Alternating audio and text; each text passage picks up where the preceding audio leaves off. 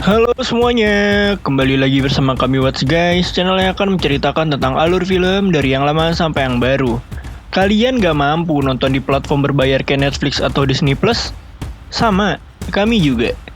Tapi gak apa-apa, yang penting kalian jangan lupa untuk bahagia. Hahaha. Film yang akan kami review hari ini adalah sebuah film sedih yang berasal dari Korea. Bukan Korea Utara guys, Korea Selatan. Dan film ini dibuat berdasarkan kisah nyata yang terjadi pada tahun 1972 di Korea. Iya, bukan Korea Utara guys, Korea Selatan. Apalagi kalau bukan Miracle in Cell Number 7. Kalau kalian belum siap buat nangis, jangan nonton film ini guys. Miracle in Cell Number 7 bercerita tentang seorang ayah yang memiliki cacat mental yang harus masuk penjara karena dia dituduh membunuh anak komisaris polisi. Gimana kisah selanjutnya? Nonton sampai habis. Miracle in Cell Number 7 dirilis pada tanggal 19 Juli 2013 dan disutradarai oleh Lee Hwan Gyung. Film ini dibintangi oleh nama-nama besar seperti Ryu Seong-ryong sebagai Lee Young-gu, Kang So-won sebagai Yesung kecil, Park Shin-hye sebagai Yesung dewasa, Jun Jin-young sebagai Jang Min-hwan, dan masih banyak nama-nama besar yang gak bisa kita sebutin satu persatu.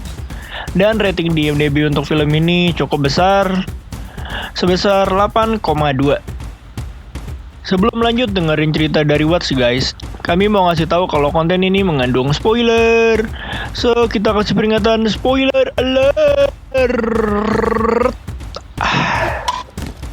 Kalau nggak keberatan dengan spoiler, silakan rebahan dengan nyaman dan yuk mari sini kita ceritain.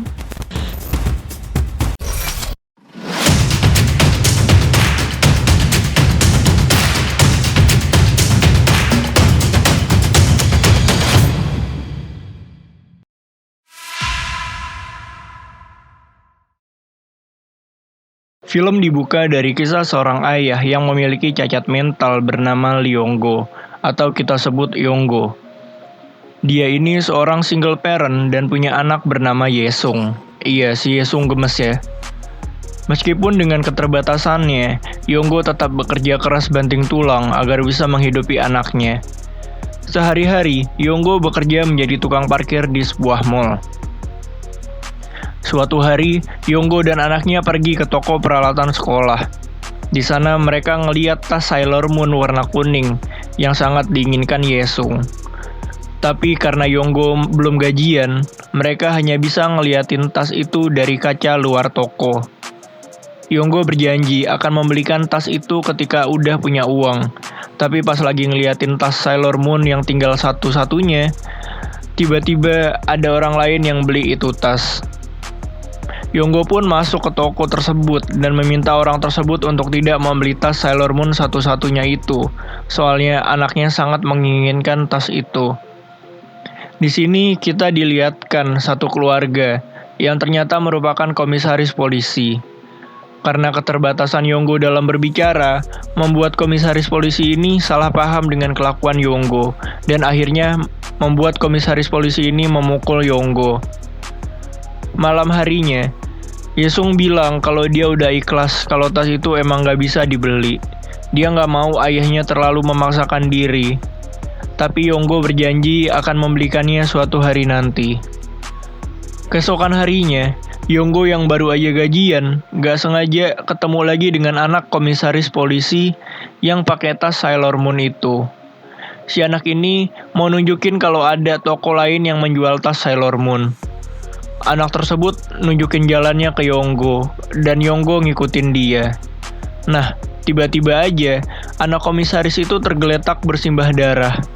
Yong-go yang ngeliat pun berusaha menolongnya dengan cara memberikan nafas buatan. Sialnya, ada ibu-ibu yang lihat hal tersebut, dan malah salah ngertiin perbuatan Yong-go. Si ibu-ibu ini ngira Yong-go mau memperkosa anak tersebut. Singkat cerita, Yong-go pun ditahan polisi. Media-media di sana mulai menyebarkan berita kalau Yong-go ngebunuh anak komisaris polisi itu karena dendam dengan kepala komisaris yang pernah mukul dia. Pihak polisi pun nyuruh Yong-go buat melakukan rekonstruksi kejadian. Pas Yonggo memperagakan beberapa adegan, lagi-lagi karena keterbatasannya, polisi pun salah paham dan mengira Yonggo membunuh dan memperkosa korban. Polisi pun akhirnya memasukkan Yonggo ke penjara. Lalu, kita diperkenalkan dengan kepala sipir tahanan yang bernama Jang Min. Ketika Jang Min ini melihat beberapa dokumen tahanan yang baru masuk, dia tahu kalau ada satu tahanan yang masuk gara-gara kasus pembunuhan dan pemerkosaan anak. Melihat hal tersebut, Jang Min pun langsung mukulin Yonggo. Ini sebenarnya Jang Min-nya orang baik guys. Dia bisa kayak gitu ke Yonggo, soalnya dulu dia punya anak yang masih kecil, umurnya sekitar 6 tahun. Tapi anaknya mati dibunuh. Makanya dia marah kalau ada tahanan yang masuk penjara gara-gara kasus pembunuhan anak kecil. Lalu Yonggo pun dimasukkan ke dalam sel tahanan. Di sini kita diperkenalkan beberapa tahanan. Ini Bongsik, dia seorang pencopet. Lalu Junho, seorang penipu. Lalu Manbeom, seorang penjinah. Lalu ada leader atau ketua geng yang dulunya seorang ketua gangster dan penyelundup. Dan ada kakek Seo, seorang penipu. Begitu para tahanan tahu kalau Yonggo masuk penjara gara-gara kasus pemerkosaan, dia dihajar sama tahanan satu selnya. Jadi, kalau kita masuk penjara gara-gara kasus pemerkosaan, itu bakal dianggap hina guys. Apalagi ini, kasusnya Yonggo, korbannya anak kecil. Makanya tahanan satu sel ini mukulin Yonggo.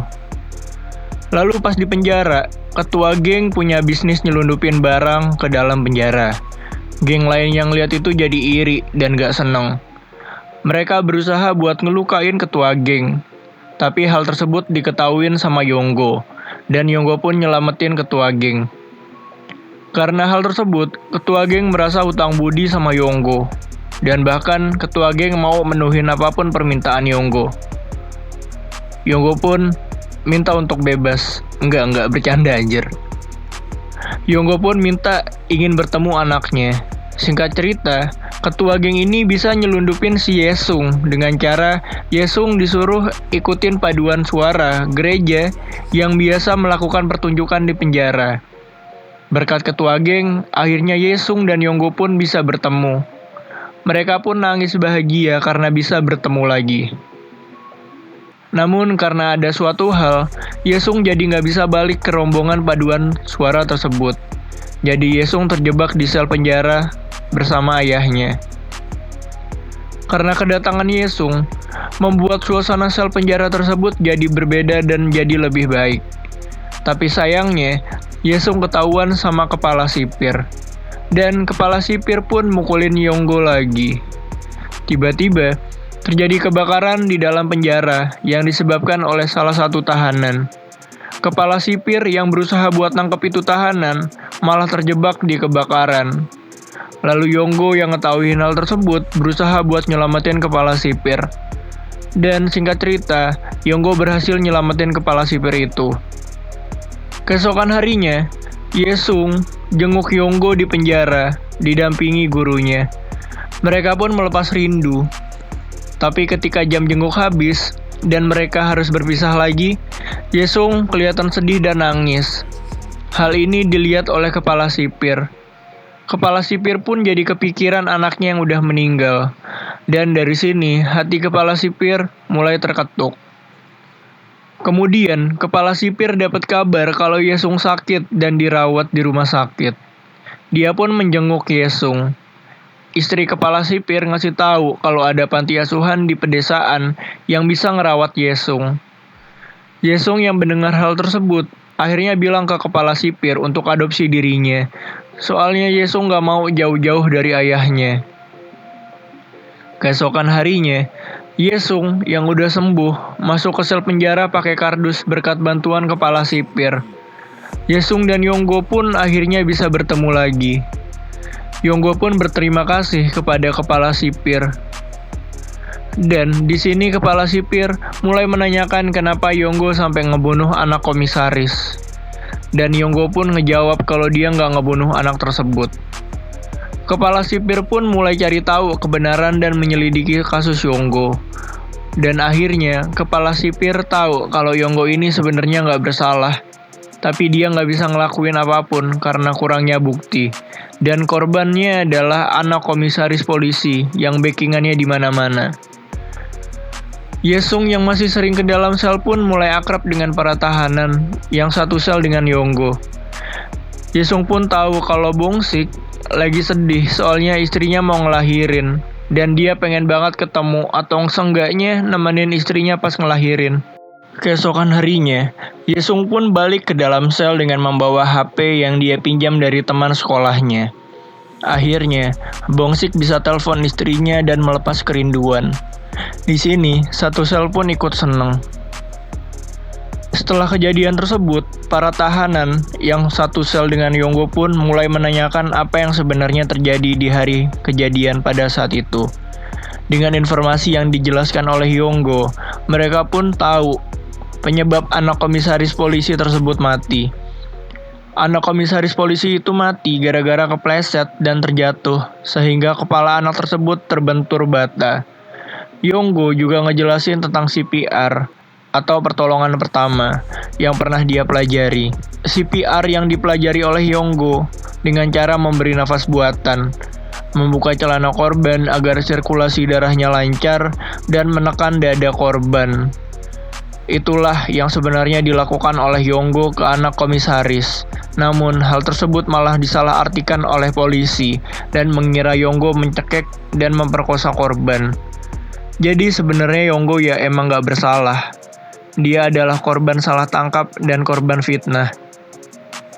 Lalu, para tahanan mengajarkan Yonggo agar bisa berbicara di depan persidangan untuk ngasih tahu apa yang sebenarnya terjadi. Hari persidangan pun tiba. Sebelum persidangan dimulai, komisaris polisi yang anaknya meninggal datangin Yonggo. Di sana dia ngancem ke Yonggo kalau Yonggo nggak ngakuin kalau dia yang bunuh anaknya, maka dia akan bunuh Yesung.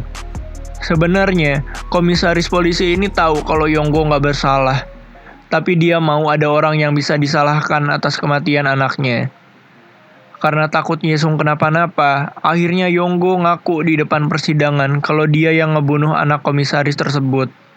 Hal tersebut ngebuat persidangan jadi kacau. Dan mendengar pernyataan tersebut, Yonggo pun dijatuhi hukuman mati.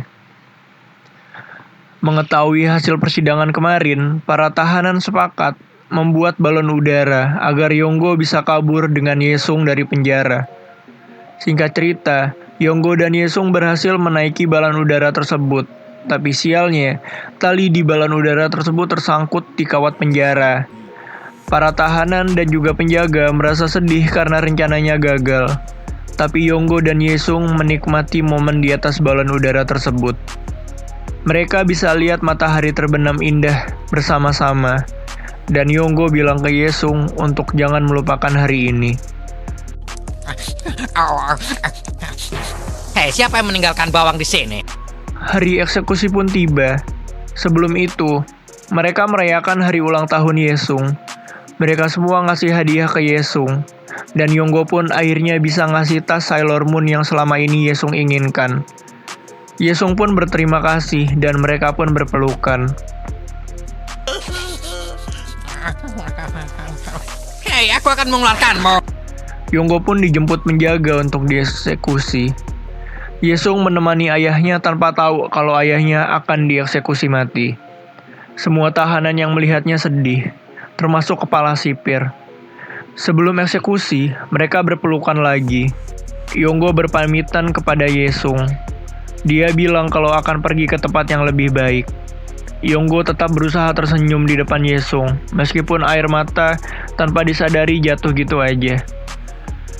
Awalnya Yonggo berusaha tetap tegar, tapi akhirnya Yonggo nggak bisa ngebendung kesedihannya lagi. Dia masih ingin bersama anaknya dan gak mau ninggalin dia. Akhirnya Yonggo kembali agar bisa memeluk Yesung untuk yang terakhir kalinya. Mereka berdua pun menangis. Dan siapapun yang melihat momen ini pasti nangis. Ya ini gue nontonnya juga nangis.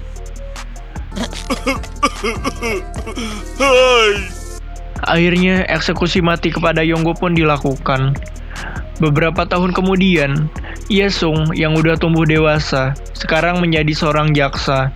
Dia pun membuka kasus ayahnya kembali dan berusaha untuk membersihkan nama ayahnya. Awalnya, sidang berjalan agak alot, tapi akhirnya keputusan persidangan menyatakan bahwa Hyunggo tidak bersalah. Akhirnya, Yesung bisa membersihkan nama ayahnya. Film pun selesai. Moral story dari film ini ya, fitnah tuh emang lebih kejam dari pembunuhan, guys. Sekian alur film dari Watch guys, see you soon guys. Kalau ada saran film yang mau kita bikinin alur ceritanya, bisa tulis di kolom komentar.